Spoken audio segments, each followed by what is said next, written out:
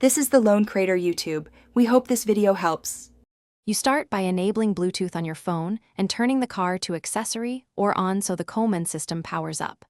Once done, access the phone menu and make it discoverable. Then on the Mercedes head unit, choose Phone right arrow Connect Device. You need to accept any pairing PIN on both screens. This is how devices confirm trust.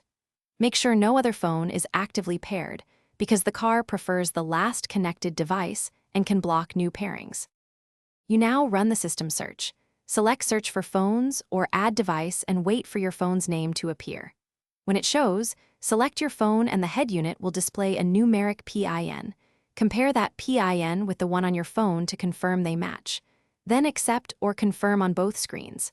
Allow contact and media access when prompted so calls and audio stream correctly. If asked about default phone functions, set calls and media as desired to avoid manual switching later. Finish by testing a call and playing audio to ensure Bluetooth phone and A2DP media work. Set the paired phone as preferred so it auto-connects.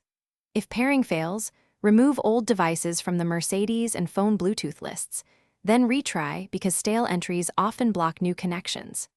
If problems persist, toggle Bluetooth off and on the phone, or perform a soft reset of the Coleman system by turning ignition off and on. These steps clear temporary faults and usually resolve stubborn.